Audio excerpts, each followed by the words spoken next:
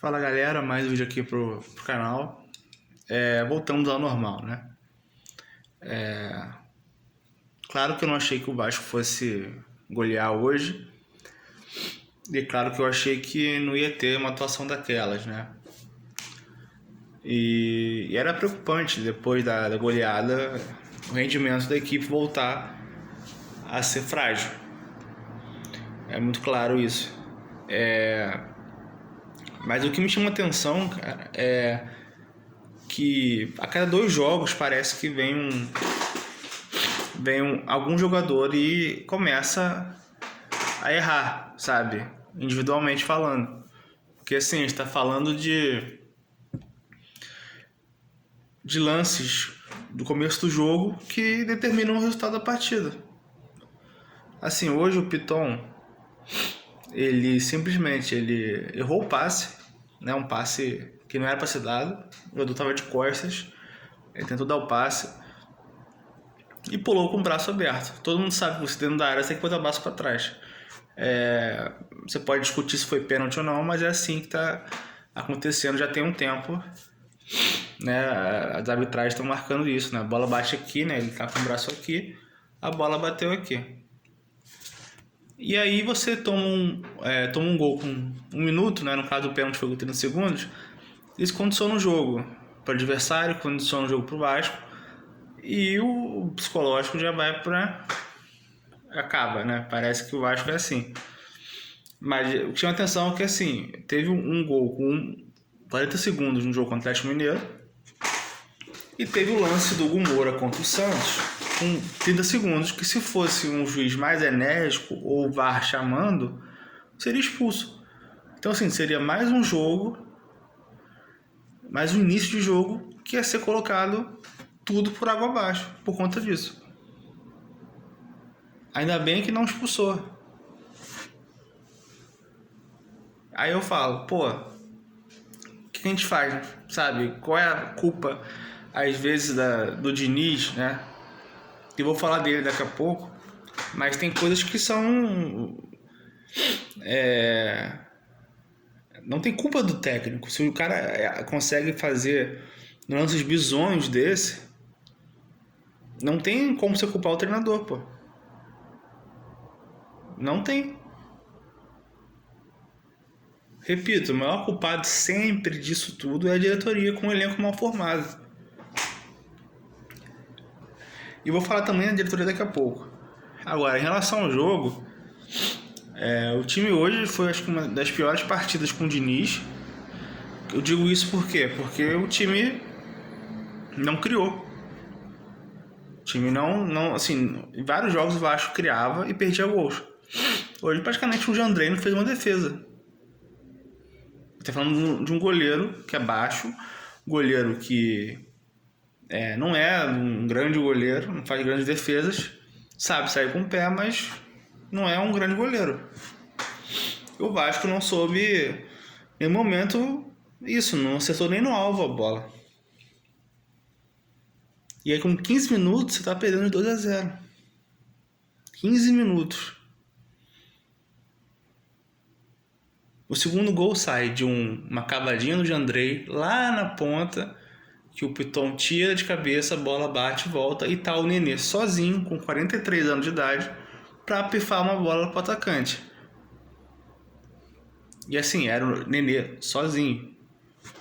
O Nenê tem 43 anos, mas ele sabe jogar bola. Ele não pode receber essa bola ali. Porque ele estava jogando como um falso 9. Era ele mais à frente, os 2 atacantes do lado. Entendeu? Então ele recebia essa bola, os caras abriam, faziam movimentação para ele dar o passe. O Juventude não tinha um centroavante fixo. Então assim, teoricamente você não precisava ter preocupação com bola aérea, pivô. Mas se você toma um gol com 1 minuto de jogo e com 15 toma um gol desse jeito, então piora o jogo. Aí o que acontece? O Vasco não consegue ser vertical porque, vamos falar agora, eu acho que o Diniz errou em começar com o Verratti, porque obviamente ele ia ser cobrado se o Vasco não vencesse o Juventude. como está sendo cobrado. Foi cobrado na coletiva, está sendo cobrado na rede social, né? Página do Vasco, todo mundo falando isso, que do Verratti ser banco, e ele achou legal começar com o Verratti. O Verratti, eu acho que o Verratti foi pegar na bola com 15 minutos do primeiro tempo só. O centroavante foi pegar na bola, foi participar aos 15 minutos do primeiro tempo. Já estava 2-0. Tá? E a única chance que ele teve de cabeça, ele tentou ajeitar e não cabecear pro gol, né? E acabou. Teve um outro chute que ele deu ridículo para fora e ele não participa. Ele não gera jogo, ele não dá opção de um passe vertical. Eu falo isso há um tempão. Teve uma bola hoje que acontece muito nos jogos, que é o Coutinho olhar para frente, o Verratti tá lá na frente, ele não dá pro Verratti, ele tem que olhar o Ryan para ver se o Ryan tá correndo. E aí, é o que eu falo, por que não entrou com o David? Porque contra o Santos, o Ryan dava a opção de passe vertical e o David também dava essa opção. Entendeu? Mas ele quis voltar com o Verratti. Né? Uma insistência, uma teimosia que já tá persistindo. Aí para você ver, o Vasco vira o segundo tempo sem alteração. Ele continua com os mesmos jogadores. E aí ele demora 10 minutos para tirar o Verratti. Porque ele viu que não estava produzindo, não estava pegando a bola. Então aí ele bota o GB, bota o David.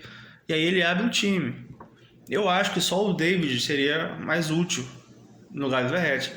Só que ele botou o David, aí misturou o David, Nuno, Coutinho, GB, o Ryan. Aí virou uma bagunça. E aí, assim, o GB que ele botou para ser centroavante, toda hora vinha buscar jogo no meio campo, não entendi. Porque não era a função dele estar lá. Pode ser um cara com mais mobilidade, mas ele não tem a menor vocação para armar jogada. Ele pode sair um pouco da área ali, na meia-lua e tal. Mas, porra, não tem a menor necessidade dele vir no meio campo buscar jogo, pô. Deixa isso com os meios, até com o David, se precisar em algum momento. Ele é referência. E aí o Vasco não produziu muito, 2-0, o time tava uma bagunça, ele abre mais o time ainda tirando o zagueiro, botando o lateral do zagueiro, né? Tirou o Thiago Mendes, que até hoje não estreou, na minha opinião, e botou só o Tietchan ali, e se fosse um time melhorzinho, tinha feito mais um gol. Teve até chance, mas é um time que também tem limitações da Juventude. Então, assim, a gente teve chutes bizonhos fora da área, sem perigo, e o time rodou e não conseguiu fazer nada. O time entrou apático, não é novidade falar isso. E foi isso. Então, assim, o Diniz, pra mim, se ele não começar contra o Corinthians com a escalação que ele começou contra o Santos, aí ele vai começar a se complicar. Já falei aqui, se ele começar a insistir em jogadores com o Verratti, que hoje ele já tirou o Verratti com 10 minutos do segundo tempo, já foi algo diferente, vamos ver. Ele vai se queimar sozinho, pô, com essas insistências. Entendeu? Então, assim, porra, o Corinthians tá desfalcado também dos seus 3 principais jogadores, o Carrilho, o Memphis e o Yuri. Beleza, mas ainda tem o Garro. Só que assim, você tem uma zaga muito alta do Corinthians e pesada. Então por que você vai botar o Verratti para começar o jogo, sendo que o melhor que você tem a fazer é botar jogadores com mobilidade, para você de fato envolver a zaga do Corinthians? Quem viu o jogo entre Corinthians e Bahia viu como é que o Bahia se movimentava, né? Rapidez na frente. Então por que você vai botar um cara parado ali? Porque assim, o Gustavo Henrique, ele tem 1,95 m por aí. Então, em relação ao Verratti, ele é capaz de tirar todas as bolas ali. O Félix Torres, ou o Kaká, são jogadores altos. Então não tem por que você continuar com um centroavante muito fixo, porque não vai adiantar, pô. Não de início, pelo menos, né? Não tô descartando o resto do time, tem que sair do Vasco, porra. Mas pra começar, eu acho que vale você botar jogadores com mais mobilidade. Eu acho que valeria mais a pena. Entende? Mas que o Vasco for propor o jogo, o Januário, beleza, cara, mas ele mesmo não tá legal, ele tá sentindo que não tá bem, entendeu? Eu acho que vale a pena. Outra coisa, diretoria e planejamento horroroso, porque assim, vendeu o João Vitor, vai vender o Luiz Gustavo por 32 milhões de reais, que pra mim é pouco para um garoto de 19 anos, tá? Pra mim é muito pouco. Só que aí, beleza, o JB já foi, o Luiz Gustavo deve nem jogar mais, porque já tá negociado praticamente. E quem vai jogar de zagueiro? Assim, quem vai vir? Porque até agora não veio nada. Como é que você vai se desfazer de 2 zagueiros rápido assim e não traz nenhum? Não, estamos negociando. Meu amigo, mas enquanto você está negociando, já são aí 1 semana, 2 semanas sem zagueiro. O Vasco joga 3 vezes por semana. São praticamente 6 jogos em 2 semanas. Aí vai passar 6 jogos sem zagueiro. Porque o Maurício Lemos nem entra mais. Já virou, né? Péssimo. O Lucas Oliveira também entrou contra o Santos, que estava 6-0. Então, assim, nitidamente ele não confia nos caras. Aí, por exemplo, se o Hugo Moura não joga de zagueiro, ou o Lucas Freitas, quem que vai entrar ali? Vai botar, vai então você, porque não tem outro. E aí compromete o time todo. O cara sem ritmo, tecnicamente abaixo. Enquanto isso, estão negociando zagueiro. Se desfaz de 2 zagueiros e não traz ninguém. Você tem que estar já assim, para você desfazer de 2 zagueiros, da maneira que tá sendo, você tem que, já tá quase certo isso aqui. Ele vai, semana que vem ele vai jogar, já vai desembarcar no... Não, o Vasco não tem nada certo com nenhum zagueiro.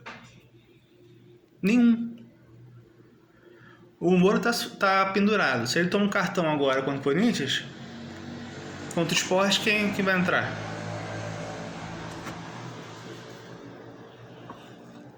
Entendeu? E o elenco é tão formado que, assim, o Vasco hoje tinha, além dos zagueiros, você tem que botar o Thiago Mendes, que não estreou, já estava suspenso, e aí você tem que botar o Hugo Moura, zagueiro, porque não tem zagueiro. Seria o Hugo Moura de volante. Não dá, não tem. E aí existe um abismo, assim, muito grande entre PH e o Puma. O Puma, pra mim, ele é tudo menos lateral. Ele é ala, ele é ponta, mas ele não é lateral. Porque ele não apoia, ele marca mal. Ele individualmente, ele não tem 1 contra 1. Fisicamente, ele é lento. Então, assim, você tá com um reserva que não agrega muita coisa. Nem fisicamente, nem tecnicamente. Então, assim, é muito diferente o nível de um jogador para o outro. E quando você tem um elenco limitado em outras posições, não tem nem como compensar isso. E sabe o que é mais triste? É que o time do Vasco, olha só, nós fomos agora pro 19º jogo, se eu não me engano. Não é? Nós temos mais 19 jogos, mas em 19 jogos, pode ser Carille, Felipe, Diniz, o Vasco não consegue somar 4 pontos no campeonato seguidos. 6 pontos impossível. O Vasco até agora não conseguiu ganhar um jogo e empatar outro. Pelo menos 4 pontos de sequência. O Vasco, quando ganha um, perde o outro. Em 19 jogos isso aconteceu. O Vasco não consegue somar pelo menos 4 pontos seguidos. Aí você ganha, perde, aí empata, perde. Aí depois ganha de novo, aí perde. Não tem uma sequência. E o jogo de hoje era mais importante que o de domingo. Por quê? A gente ia abrir 3 pontos da zona, com um jogo a menos ainda, seguraria o Juventude, passaria o Corinthians, né? E sairia ali um pouco a mais, passaria até o Santos e seguraria o Vitória. Mas um baita planejamento dessa diretoria, né? Sem jogadores, vender pouco o que tem na base.